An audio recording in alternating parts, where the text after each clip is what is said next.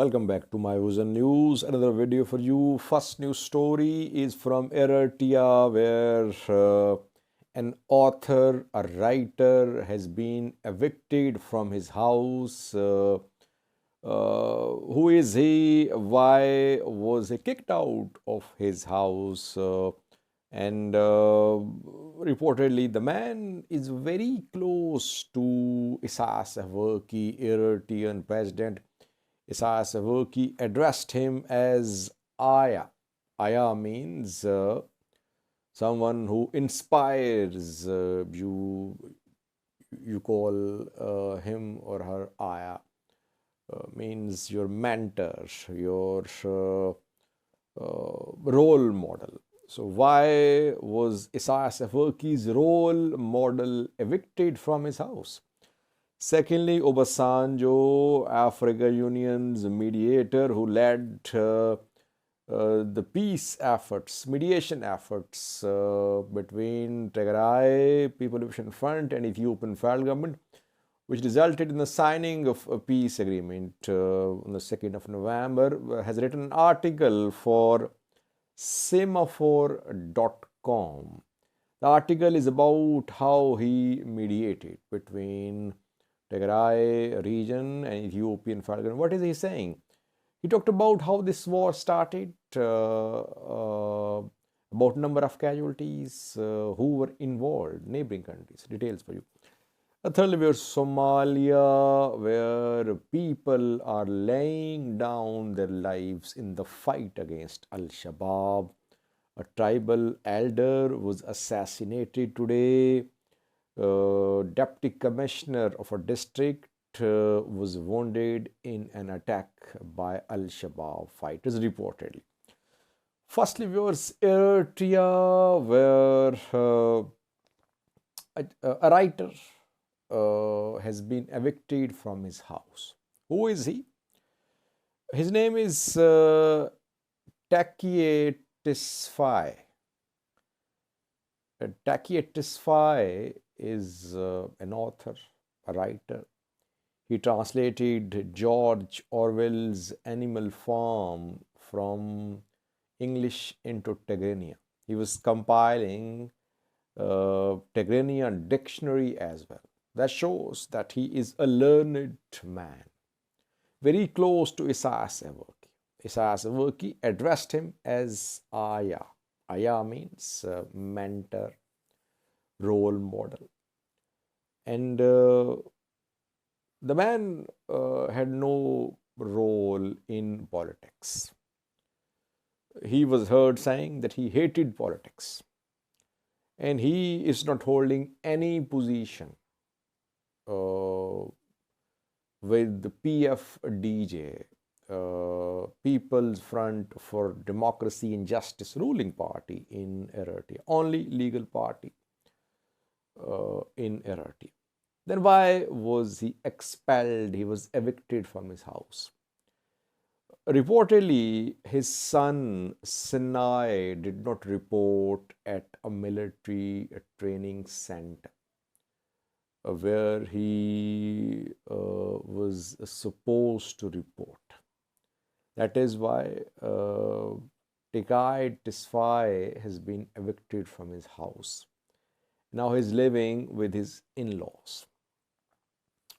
2 to 3 days ago, I did a video on Isaac Mihari, an Eritrean journalist working for the only Eritrean television channel.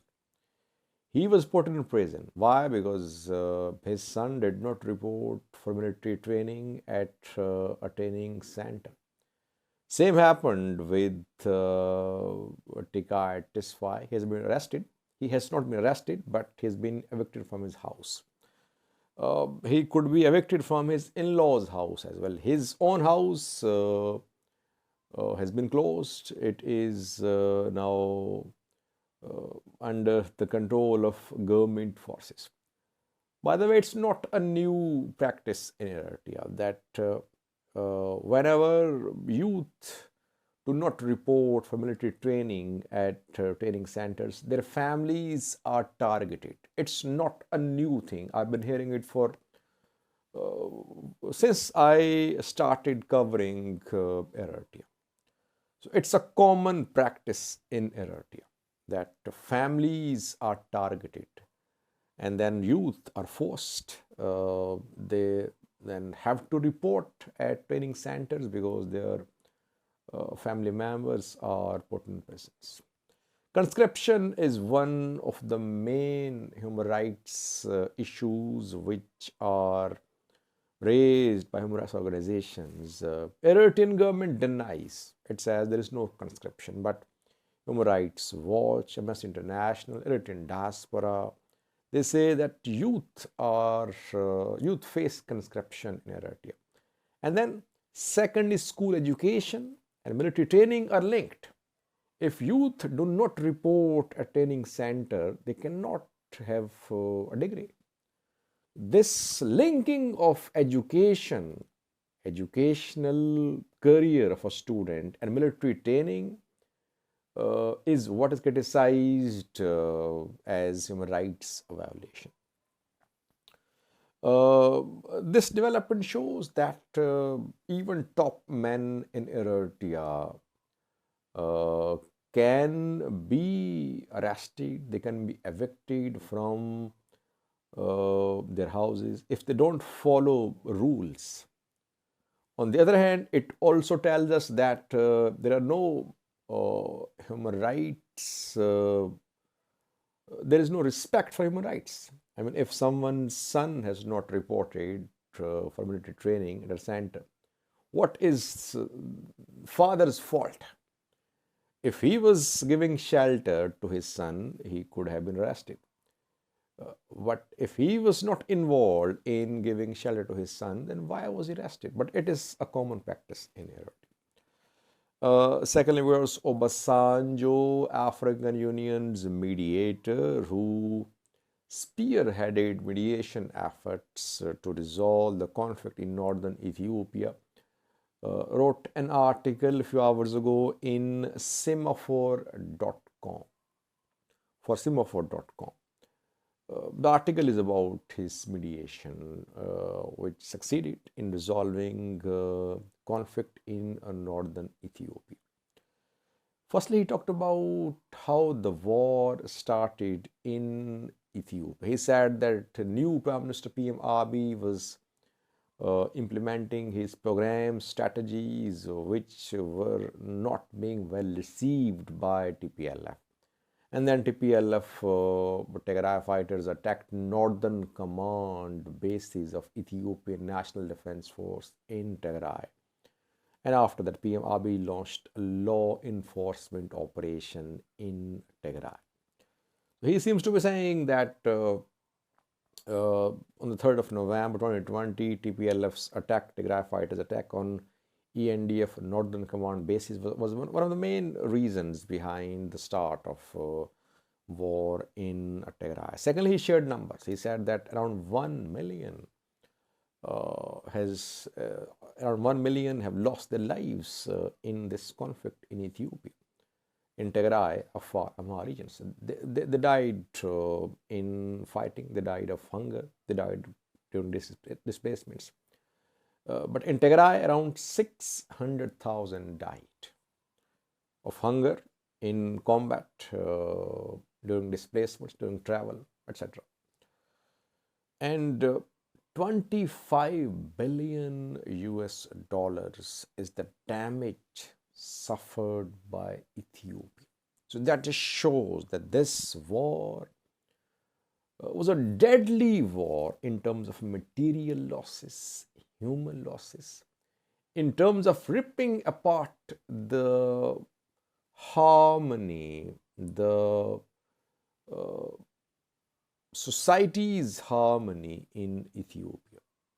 Inter-ethnic harmony has been torn apart by this conflict. Obasanjo's article is a little bit of self-praise. Can we say that Obasanjo played a key role in resolving the conflict? Well, I would say that without US intervention, the peace agreement of Pretoria wouldn't have been possible. Secondly, Tigray suffered military setbacks. Tigray forces, they were forced to make concessions. Mediators played a very limited role. Talks were mostly direct talks. In Djibouti, they held direct talks, Tigray and federal government representatives. In Nairobi, Kenya as well. In Nairobi, Kenya, and before that in South Africa, where the agreement was signed. So mediators played a limited role. Mainly the battlefield losses and gains and US pressure were the main factors which led to the signing of the agreement in Pretoria. Thirdly, was Somalia, where people, tribal elders, government officials are the targets of Al-Shabaab. Al-Shabaab is the target of operations by regional and federal forces. Hassan Sheikh is trying to lead a major operation against Al-Shabaab. Al-Shabaab is hitting back. It is hitting back in terms of target killings, in terms of counteroffensives. Mogadishu police commander was killed by Al-Shabaab a few weeks ago. And a few hours ago in Adale, a tribal chief was shot at. His name is Mukhtar Ahmed. Secondly, Adale's deputy commissioner was injured in an attack. Al-Shabaab is being accused for these two incidents in Adale. Adale is in Middle Shabelle region of Somalia. I always say that Somalia needs sustained effort to contain Al-Shabaab, and Somalia needs sustained support of regional and international community. A long war where politicians, police, military, tribal chiefs will be tested. They're being tested. They're dying. They're being killed by Al-Shabaab in target killings. But so far, we're seeing that momentum is ongoing. Somalia's government is not withdrawing from its position that it will try to contain Al-Shabaab in Somalia, which is still a major force in Somalia, in control of around 1/3 of Somalia. Thank you for watching.